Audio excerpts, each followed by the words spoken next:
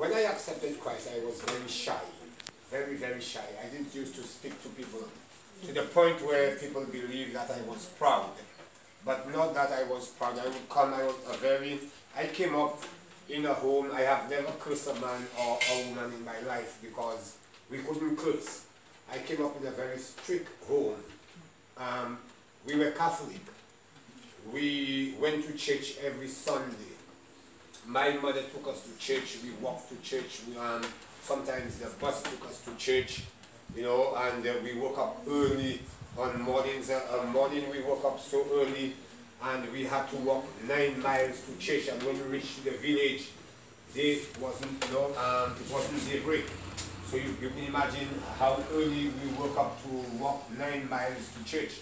But when I accepted Christ in 1973, I was in a dance hall because when I became of age, I stopped going to church and I started playing cricket and football and all other games, and I had no time for church. And I started going to dances and so forth. And a Saturday night, I can remember I sat in a dance hall. I worked on that dance hall when it was the Vale Country Club. When it was being renovated, I had the contract to renovate it, and they gave me a free ticket. And that night in question, the club was packed to capacity, and they had an open terrace, and we sat there. I never used to drink rum, but I used to drink beers, and we were drinking beers, and just the thought came to me, Fitzroy, if Christ comes now, where would you be? And I was convicted, and I decided, look, I'm going home.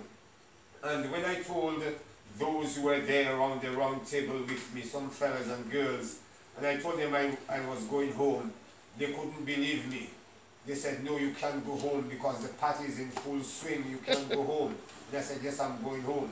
So a girl named Catherine, she told me, if you are going home, buy some beers. So I bought some beers, put it on the table, and I went home. And never in my 21 years I ever went home to find a track on the table, and that's how I know that God was dealing with me. And that track said, this is your life. And just as I was about to it, I saw the track, I took the track, I read all the track. A man's ground brought forth plentifully, and he said to his soul, eat, drink, and be merry.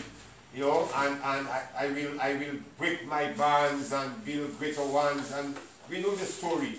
And God said unto him, thou fool, what all these things that you have gathered or you are preparing, what will happen of it tonight? Your soul is required of you. That means tonight you will die. And who will enjoy those things that you are accumulating? And that convicted me, and I decided I'm going to church next morning. And they had a church about probably 2 miles from me, the Faith Baptist Church. And I decided I'll go to that church. And next morning I took my Bible. I always had the Bible. I used to read the Bible. And I walked to that church. And when I reached there, the church was open, but no one was inside because it was so early. And I was so ashamed to enter the church. I walked past the church and I went down to Castries. And in 1973, in Castries on Sundays was like a ghost town. And I sat in a corner. It was a full cross. And I was just there in no man's land. And I just was a confused young man. 21 years old. I was just confused. And I sat there in the corner. And on the highway going down the coast to Vieux-Fort, there were some youngsters riding down with new motorbikes, and the last one that was going through, an old man broke the major road sign and licked him off the cycle. And right there and then I saw the whiteness of his knee, and a voice said to me, Fitzroy, that could have been you, And I went back home. When I passed back by the church, service had finished. The church was closed. So I didn't go to church. I went back home. Next Sunday morning, I decided I'm going to church. And to the same church, I took my Bible, I went down the road, I sat on a little bridge, and a fellow who was going to the same church stopped for me.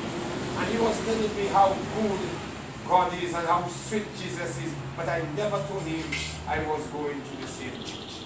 But when I reached there, he told me, well, brother, as far as I'm going, you can walk the rest. And I told him, I'm going to that same church. And there I gave my life to the Lord. And a year later, I was getting so much problem with my mom. You know, I just used to cry, and I remember the moon was shining so bright, you could have picked up a pin on the ground. We were living in the country, and I sat on a big stone and I was crying, and I decided, look, I have to leave this place because my mother was giving me real trouble, and only because I became a Christian. And a cousin of mine told me, Fitzroy, if anybody cannot agree with you, they have to be wrong, the type of person you are. So he decided, well, look, you can try to go to St. Croix. I have friends in St. Croix. I lived in St. Croix. I will send you to St. Croix. And I didn't have enough money to show when I reached St. Croix. And I wrote to my father in New York. I asked him for some money, and he never wrote back. I told him, well, when I reach to St. Croix, I'll send him back the money. So my cousin advised me again to go to Barbados. You have a brother in Barbados, go to Barbados. And I paid my passage, didn't know where I was going because I wrote to my brother and he never wrote back. So I never knew where I was going. And in those days, they had two big ships, the Federal Palm and the Federal Maple. I cannot remember which one I took. I took one. I had no idea where I was going. And because my brother never wrote back. But when I boarded that ship the Friday night, I met, he's not the same father with me, I met his father, I met his grandmother, I met his aunt on the ship. And they asked me, do you know where your brother lives? I said, no. I said, do you know? They said, no. But they said, we live in St. James. If you do not find him, we will carry you to our home. And when we find him, you will go and stay with him. But don't you know, God is so good. When I reached on the port and I looked down, the first person I saw driving a truck was my brother. He didn't know I was coming, and because I could not, get in contact with him.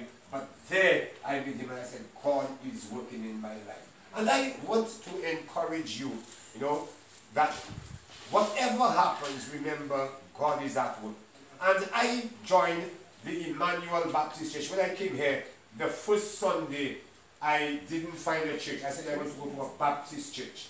And then the second Sunday, someone carried me to the Emmanuel Baptist Church. And I stayed 21 years at the Emmanuel Baptist Church. I became the president of the youth group. Every Saturday, we used to record 40 to 45 young people in that group. Then I became the president of the Barbados Baptist Convention youth group. And we used to have 98 young people in that group.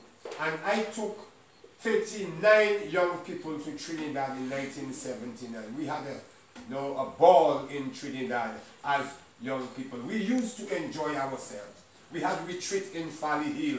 We had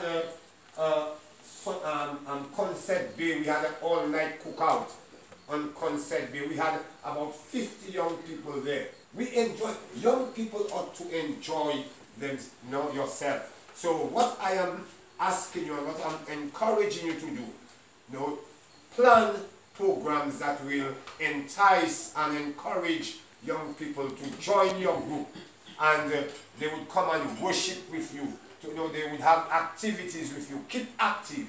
Don't be afraid to be active, because the Lord will always guide and direct you if you put your trust in Him. So may God continue to bless each one of you and all the young people who are here. Christianity is not boring. It's not boring if you know who God is, and if you allow God to have His way in your life. you will enjoy your Christianity. And when I tell people, I thoroughly enjoy my youth, you know, especially my Christian youth after 21, when I became a Christian. I came and I joined the young people and everybody. We enjoy life, and you need to do the same. May God continue to bless you.